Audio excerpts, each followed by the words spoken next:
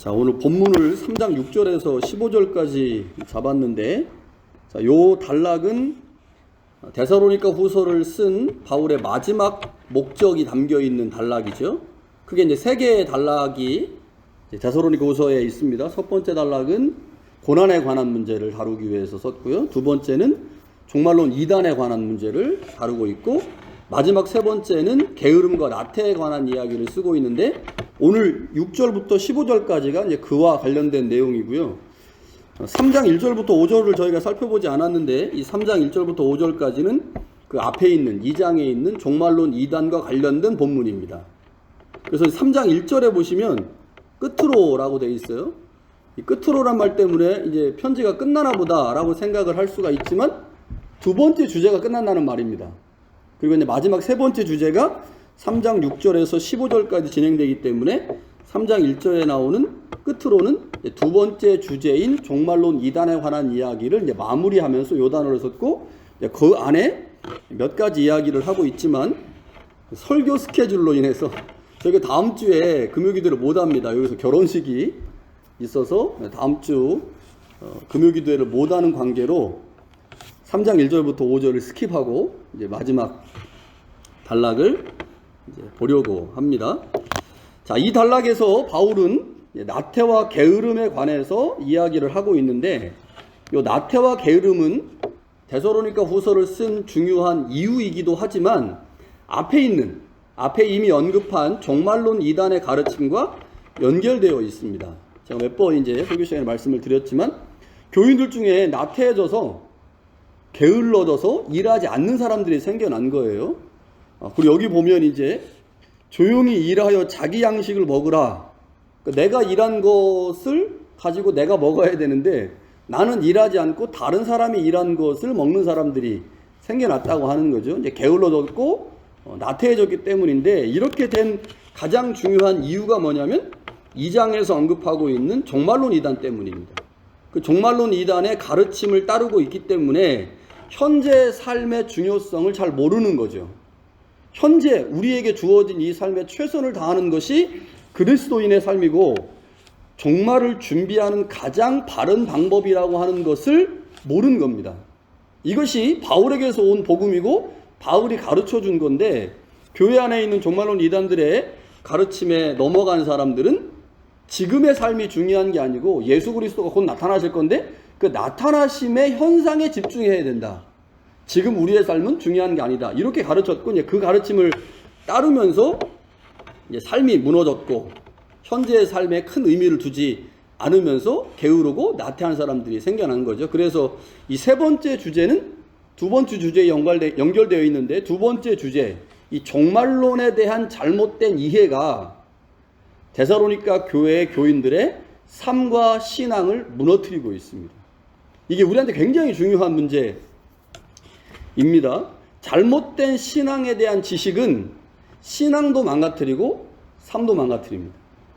이게 이제 우리한테 굉장히 심각한 문제예요. 그래서 기독교는 행위보다 항상 지식이 앞섭니다. 지식이 있고 행위가 있는 거예요. 행위가 있고 지식이 있는 게 아니고, 행위가 지식을 가져가는 게 아니라 지식이 있고 그 지식이 행위를 이끌어야 합니다. 그래야만 기독교가 건강해질 수가 있죠. 그래서 우리가 하나님의 말씀을 배우는 일, 또 하나님에 대해서 알아가는 일을 중요하게 여기는 거죠.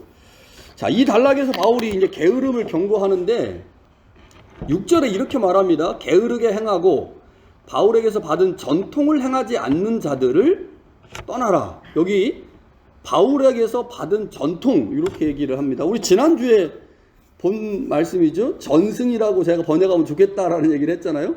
전통이라는 말보다는 전승이라는 말이 더 좋겠다. 뉘앙스가 여기 같은 의미라고 보시면 되죠. 그러니까 여기서 데살로니가 후서에서 바울이 쓰고 있는 이 전통이라고 하는 단어는 복음을 말합니다. 복음.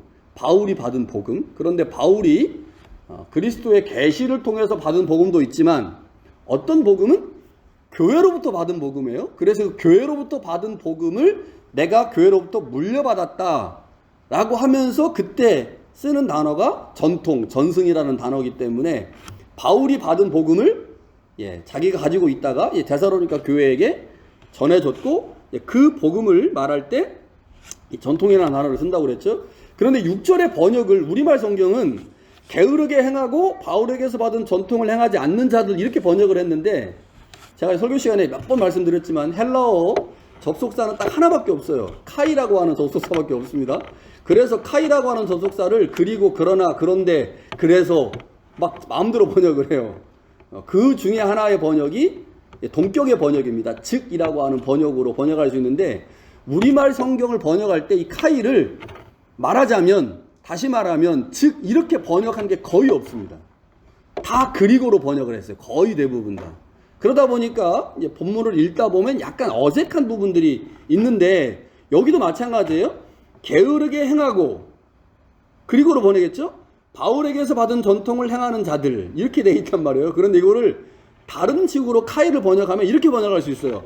게으르게 행하는 자들, 곧 바울에게서 받은 전통을 행하지 않는 자들. 설명의 카이네, 설명의 카이. 그러니까 게으르게 행하는 자들이 어떤 자들이냐? 바울의 복음은 결코 우리를 게으르게 만들 수 없어요. 바울에게서 받은 종말론적인 복음은, 종말론을 잘 이해한 사람들은 반드시 삶의 현장에서 최선을 다하거든요. 그것이 종말을 가장 준비하는 방법이기 때문에. 그러나 바울에게서 복음을 받지 않은 자들은 게으르릴 수 있다는 거죠. 그래서 이것을 게으르게 행하는 자들, 곧 바울에게서 받은 전통을 행하지 않는 자들 이렇게 번역하는 게 훨씬 더 자연스러운 거죠. 바울이 데살로니가 교회에 전해준 이 전통적인 복음은 종말론과 관련되어 있습니다. 그래서 데살로니가 전서에서도 후서에서도 가장 중요하게 다루어지고 있는 것이 종말론에 관한 이야기고, 예수님의 재림과 그 재림의 때에 관한 이야기들이 있고요. 특히 우리가 지금 살펴보았지만 데살로니가 후서는 크게 세 개의 주제가 있지만, 두 번째 주제와 세 번째 주제가 연결되면서 대부분의 내용이, 데살로니가서의 대부분의 내용이 종말론 얘기입니다. 종말론. 그러니까 예수님이 이 땅에 오셨다고 주장하는 자들을 향해 아직 예수님은 오시지 않았다. 그리고 그 예수님의 오심을 준비하는 것은 현재의 삶에 최선을 다하는 것이다. 그래서 게으르거나 나태해서는 안 된다. 내가 여러분들에게 전해준 복음은 그런 것이 아니다. 라고 하는 것이 이제 바울이 말하고자 하는 거죠. 자, 무질서하게 행동하고 대가를 지불하지 않고 음식을 먹는 사람들의 행위를 바울이 지금 비판합니다. 그들이 가지고 있는 잘못된 종말론적 지식이 그들의 삶을 망가뜨리고 있다. 그럼 어떻게 해야 되겠어요? 삶을 수정해서는 해답이 없는 겁니다. 뭐를 수정해야 돼요? 지식을 수정해야 되는 거죠. 앞에 있는 종말론에 대한 잘못된 지식을 수정하지 않으면 삶이 수정되지 않습니다. 굉장히 중요한 얘기예요. 하나님에 대한 이해, 하나님에 대한 지식이 바뀌지 않으면 아무리 삶을 바꾸라고 해도, 아무리 그리스도인답게 살으라고 해도, 아무리 소금과 빛으로 이 땅을 살아가라고 아무리 강조하고 아무리 얘기해도 삶은 바뀌지 않습니다. 지식이 안 바뀌면, 내 머릿속에 들어있는 구조가 안 바뀌는데 어떻게 삶이 바뀌겠어요? 그래서 저는 이제 특별히 신학이 중요하다. 제가 예전에 말씀드렸지만, 아유 목사님, 뭐 성도들이 무슨 신학이 있습니까? 다 신학이 있습니다. 여러분들이 하나님에 대해서 말할 수 있잖아요. 그게 신학입니다. 여러분들이 어떤 삶의 신앙의 형태를 가지고 있잖아요. 그게 신학이에요. 그러니까 여러분들이 신앙생활 하면서 하나님에 대해서 이해하고 알고 있고, 교회에 대해서, 성령에 대해서, 예수님에 대해서 무엇인가를 말할 수 있잖아요. 그게 다 신학입니다. 그런데 어떤 성도는 그게 잘 정리되어 있는 성도가 있고, 어떤 성도는 잘 정리 안 되어 있는 성도가 있는 거죠. 그런 차이가 있을 뿐이지 모든 그리스도인들은 다 신학이 있습니다. 그런데 그 신학이 건강하면, 바르면 그 신학의 근거에서 바른 삶이 만들어지는 것이고, 그렇지 않으면 건강하지 못한 삶이 만들어지면서 신학 때문에 삶이 망가지는 거죠. 지금 데살로니가 교회가 이 잘못된 종말론 때문에 그들의 삶이 무너졌고, 그것을 안타까워하면서 바울이 지금 여러분 안에 있는 종말론을 바꿔야 된다라고 지금 말하고 있는 거죠. 자, 그런데 바울이 여기서 잘못된 종말론에 근거한 신앙을 지금 이제 교정해 줘야 하는데, 이 교정해 주기 위한 방식으로 바울이 무엇을 얘기하냐면 자신의 사역의 모습을 언급합니다. 자, 여기 이제 자비량이라고 하는 사역이 이제 나타나죠. 실제로 이렇게 말해요. 어떻게 우리를 본받아야 할지 너희가 스스로 아나니. 그래서 바울이 사역하면서요, 무질서하게 행동하지 않았어요. 음식을 값없이 먹지 않았고 수고함으로 애써서 일했습니다. 그래서 누구에게도 폐를 끼치지 않았다. 이건 이제 바울이 가지고 있는 사역의 기본적인 원칙인데, 바울이 교회의 도움으로 생활을 할 수 있었음에도 불구하고 그러지 않았다. 그런데 바울 서실을 읽다 보면 바울이 분명히 교회의 도움을 받은 적이 있거든요. 빌립보 교회로부터 2번 도움을 받았어요. 그러니까 바울도 가급적이면 교회의 도움을 받아서 교회가 주는 사역비로 사역을 하면 사역의 효율성이, 사역의 효과가 극대화되기 때문에 그렇게 하려고 했지만, 특히 데살로니가 교회에서는 그렇게 하지 않았다는 겁니다. 왜냐? 데살로니가 교회의 가장 큰 문제는 잘못된 종말 사상 때문에, 종말론에 대한 이해 때문에 삶이 무너지고 있거든요. 그래서 바울이 이 교회에서는 내가 여러분들에게 구체적으로 이제 사역하는, 행하는 모습들을 보여줌으로 이렇게 삶을 살아야 된다라고 하는 것을 권면하려고 바울이 의도적으로 그러는 겁니다. 이 교회에서는. 그러니까 교회의 도움으로 생활할 수 있지만 주님의 임박한 재림을 기다리는 성도들이 어떠한 삶을 살아야 하는지를 그들에게 가르쳐주고 알게 해야 되는데, 그걸 하려면 어떻게 해야 돼요? 바울이? 자기가 직접 일을 해야 되는 거야. 사역비를 받아가지고 그것으로 먹고 살고 생계를 유지하는 것 가지고는, 야, 여러분 어떻게 삶을 살아야 됩니까? 이렇게 살아야 됩니다 라고 말할 수가 없으니까 롤모델을 보여줘야 되니까 일을 했다는 거예요. 그러니까 지금도 똑같이 적용할 수 있는 거죠. 여러분이 저한테 지금 사역비를 주잖아요. 사역비를 주기 때문에 제가 일하지 않아도 됩니다. 다른 일, 엑스트라 잡을 안 잡아도 돼요. 그런데 여러분들 중에 뭐 그런 분은 안 계시지만 막 놀고 먹고 계신 분이 너무 많아. 그래서 이게 아니고 마지막 때 우리가 정말로 주님의 재림을 잘 준비하려면 열심히 일해야 됩니다. 그러니까 여러분들에게 제가 돈 안 받고 내가 일하겠습니다. 그래서 내가 일하는 목적은 가장 중요한 목적은 이렇게 일하는 것이 종말을 준비하는 신앙인의 모습입니다 라고 하는 걸 보여줄 의도를 가지고 바울이 사역비를 안 받았다는 거예요. 그러니까 약간 이제 여기 지금 이제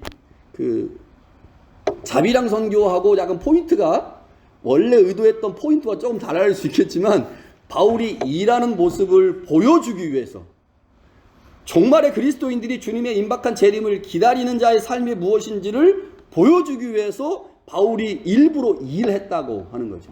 이게 이제 중요한 내용입니다. 그렇기 때문에 바울이 10절에서 보면 아주 단호하게 누구든지 일하기 싫으면 먹지도 마라. 12절에는 조용히 일하여 자기 양식을 먹어라. 14절에 우리말에 순종하지 아니하거든 그 사람을 지목하여 사귀지 말고 그로 하여금 부끄럽게 해라. 일하지 않는 사람들 그거 잘못된 거다. 주님의 재림을 준비하는 자의 삶이 결코 아니다 라고 하는 것을 매우 강하게 지적합니다. 그러니까 이제 종말이 다가오면 다가올수록 우리가 어떤 삶을 살아야 되는지를 공동체 안에 있는 게으르고 나태한 사람들의 모습을 비판하면서 설명하고 있고, 한편으로는 내가 일하는 거 봤잖아. 내가 일을 한 이유는 그게 바로 종말을 잘 준비하는 것이야 라고 지금 바울이 이야기하는 거죠. 그런데 15절에 아주 재미있는 표현을 해요. 그러나 원수같이 생각하지는 마라. 그 사람들이 원래 우리가 원수가 아니잖아요. 뭐 때문에 이렇게 된 거예요? 그들에게는 잘못된 종말론이 들어가면서 그 종말론에 대한 오해가 그들의 삶을 그렇게 만든 것이지, 그들이 우리의 원수는 아니다. 우리로 말하면 교회 좀 나눠뒀다고 마귀새끼처럼 취급하지 마라, 이런 의미인 거죠. 지금 바울이 그렇게 하면서 이단의 영향을 받은 잘못된 신앙을 가진 그 신앙관이 문제인 거지 그들 자체가 문제는 아니다 라고 하면서, 그들이 주님 앞으로 돌아왔을 때, 그들의 잘못된 신앙관을 버렸을 때 그들을 받아들일 수 있는 여지를 만들어 놓고 있습니다.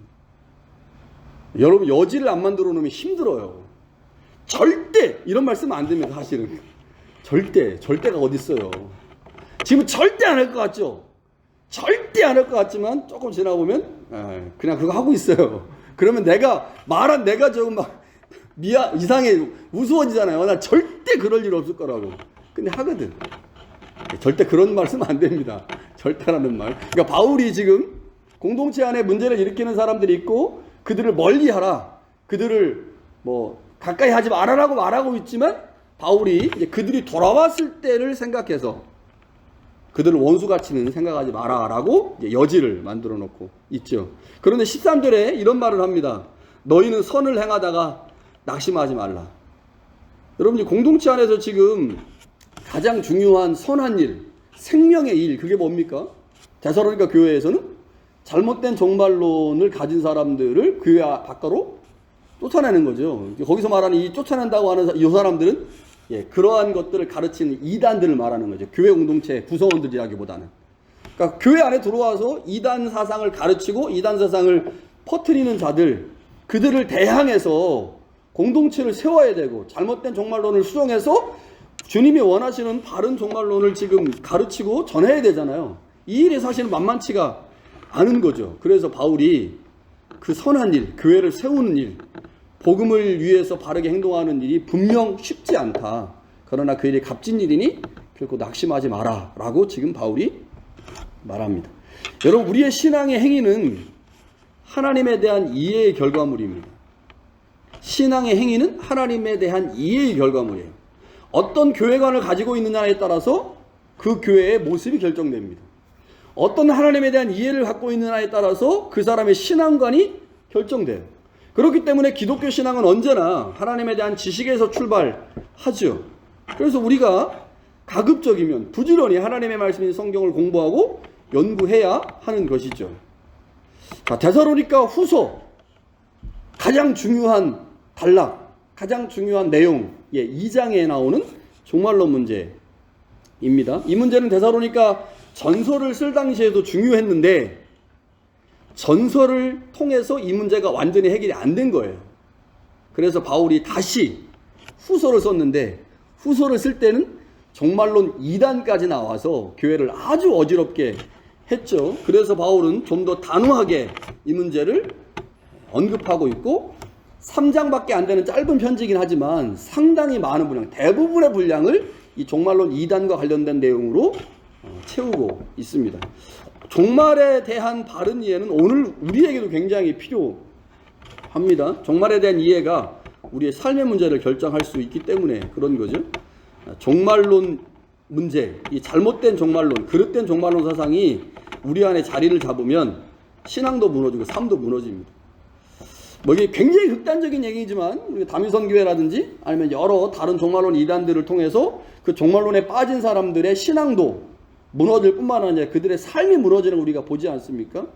매우 극단적인 얘기긴 하지만 우리가 이 땅을 살아가면서 예수 그리스도가 분명히 오실 것이고 그의 재림을 준비하는 우리의 모습들을 우리가 한번 계속 생각해 볼 때 어떻게 하는 것이 가장 바르게 주님의 재림을 준비하는 자의 삶인가에 대한 깊은 고민, 그런 고민들이 있게 될 때 신앙도 건강해지고 삶도 건강해질 수 있는 거죠.